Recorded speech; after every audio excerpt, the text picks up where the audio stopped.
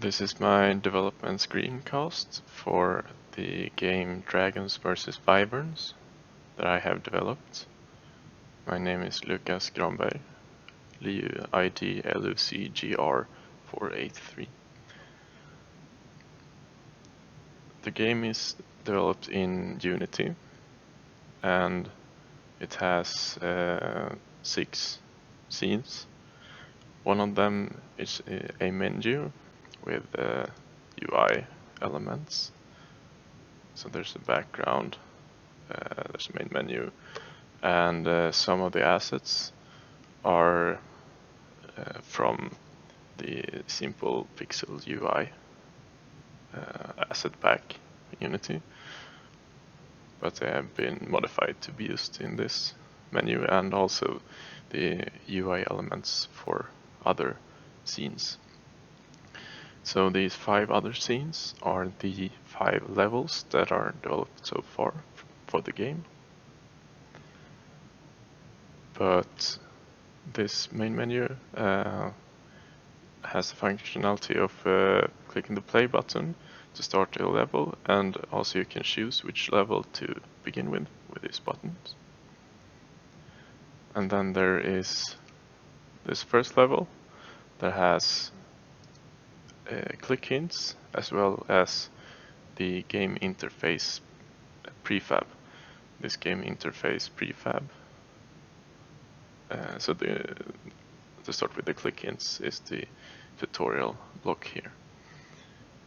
And the game interface is the ally or the turn indicator, and the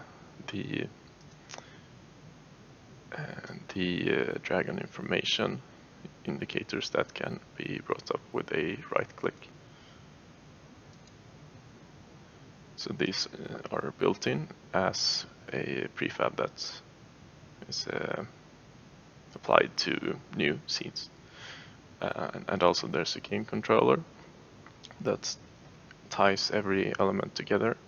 So there's references to the, for example, the different layers of the grid.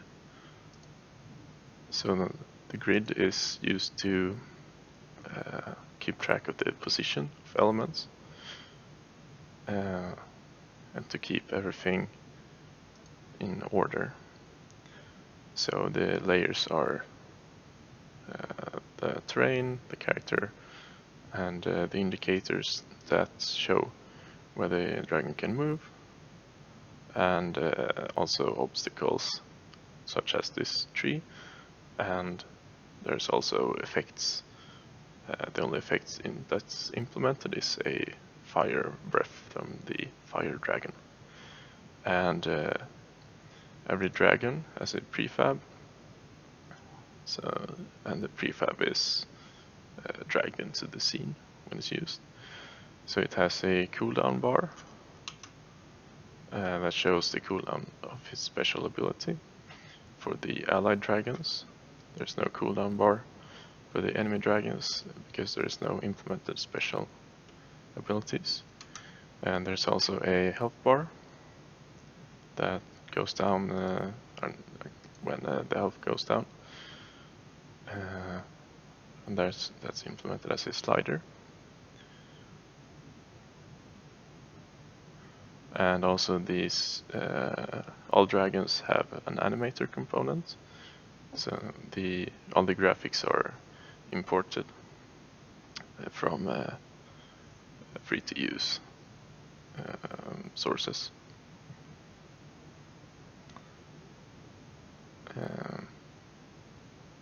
And the pixel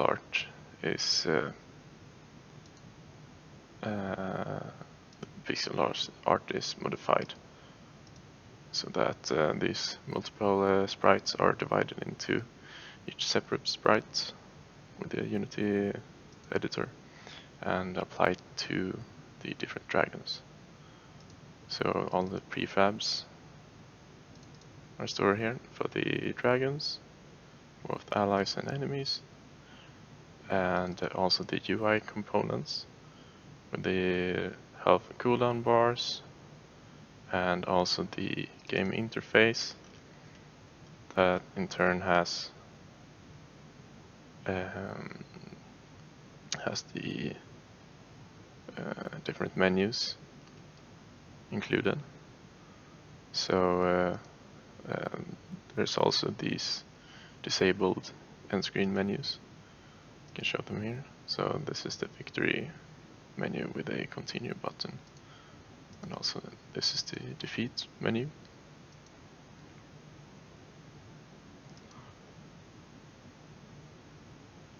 So, and there's the fire effect that has its own prefab. Some obstacles have their own prefabs.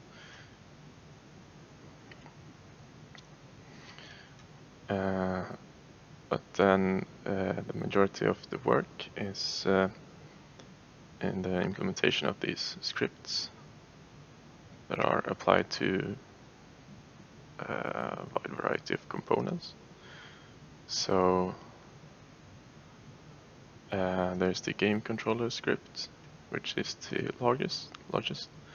That has the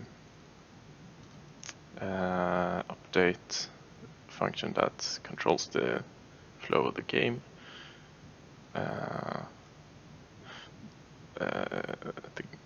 The game controller is also the script that calls initializers for the other controller scripts.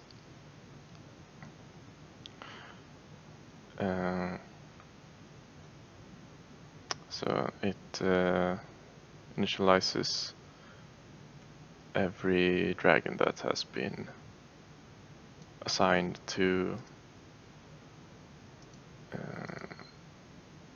every dragon that's in the scene is assigned to the list here, so that the game controller can add them to the map or the board.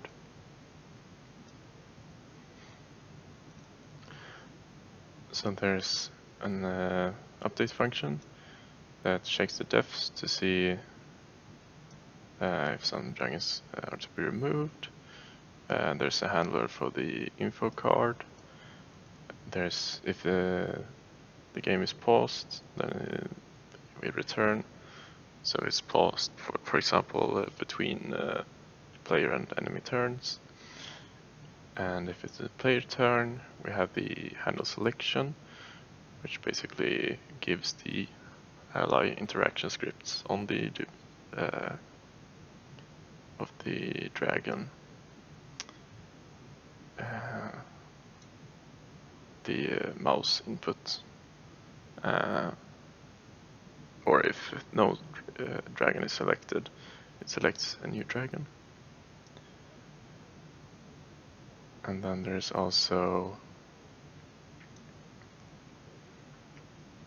the indicators are painted on the screen based on if the ally is supposed to be, or if it is selected. The indicators on the screen show where the ally can move, so nothing happens if I deselect it if I press outside of the selected squares. Otherwise it can move. And the green squares, the blue square is for wait, and the red square indicates attack. And the green dragon has a special of attacking 2 times.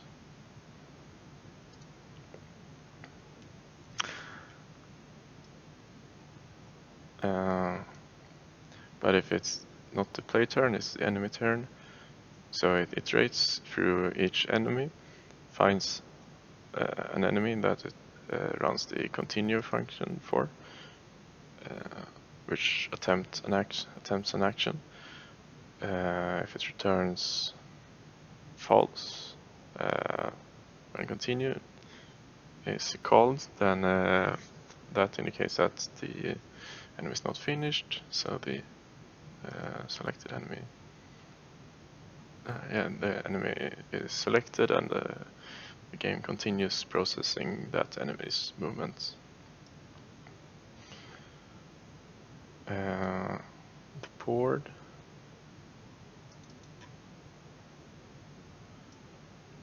There's a board handler with an abstract class for a board. And the board is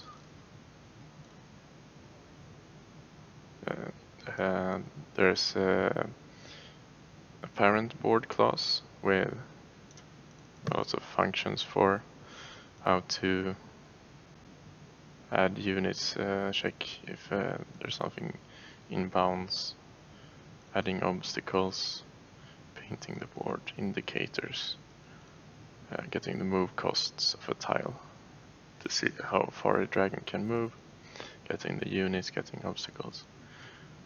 And there's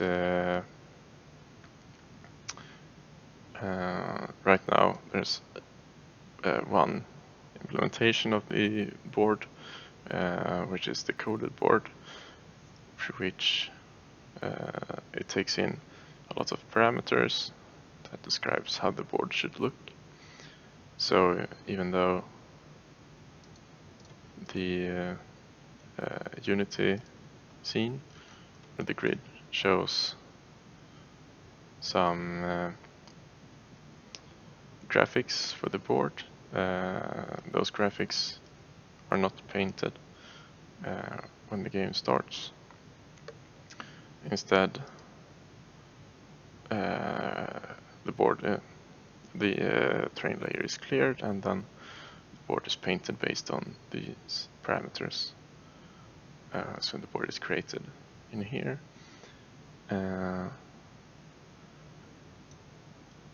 So there's a function in the board handler that initializes a board when there's different parameters. There's these different levels that are defined in the numbers for levels are defined in the game controller. So, but the game controller starts different levels depending on the current build index. So there's dimensions and base tiles. Base tile for the whole board, and then there is sections. For example, with other tile types, so the tile type mod has a different move cost than the grass tiles, for example. You can create empty sections which are not crossable, and you can fill in some obstacles as well, or fill in a lot of obstacles.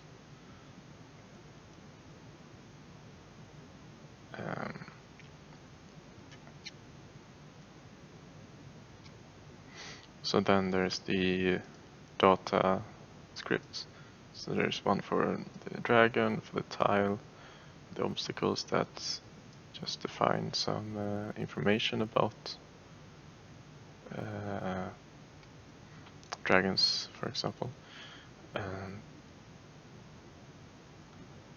So it defines these different dragon types, sizes, scales, or speed, damage, health scales. And the xenon types can be set to when creating a new dragon. So the dragon unit, or the type and the size of the dragon is set, and then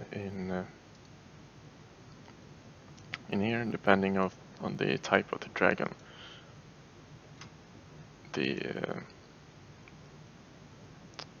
data is set for different scalings for speed, damage, and health to create some variation between the dragon types, and then the data is set and upscaled depending on the size of the dragon.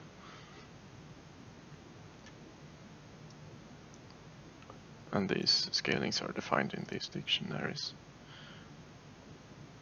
So the game can easily be adjusted in how the different dragon types operate. And there's a dragon unit that is initialized to get all the necessary references. It has attack, breath, it functions, it can receive damage, and it keeps tracks of current health. It can show a damage animation when it takes damage. And this dragon script is used by both allies and enemies, but for the specific ally behavior, there is another script. So both of these scripts are added to the Unity object. So this script gets the dragon script component on the unit, so that it can move, so that it can use the dragon script functions when needed. It animates depending on the current action, handles input, movement, attack, and the special for fire breathing or attacking multiple times, for example. And also it can show a plan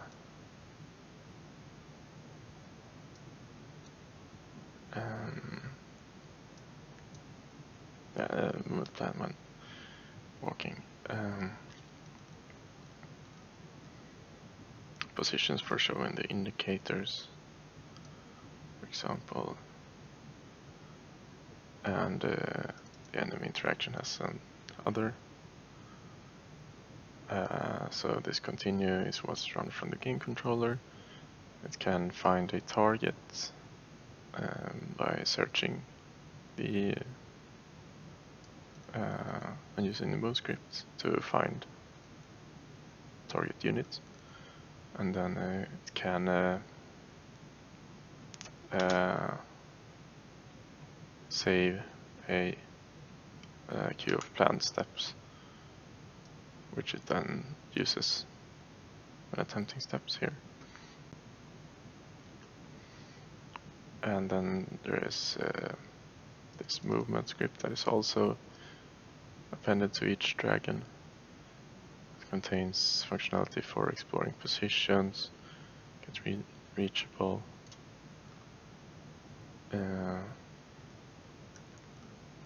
so that's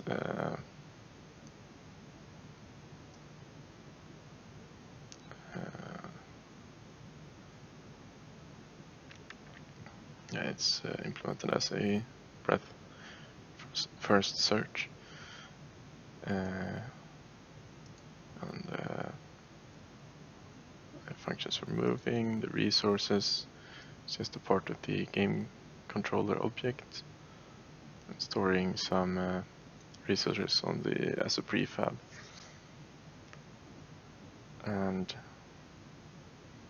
some data, and then there are some scripts for the menus, simple scripts that just show and hide menu elements. The end screen menu, and then it's game interface is connected to the game controller, so the game controller can use these functions to update UI elements as needed. Yes, that was all of my screencast.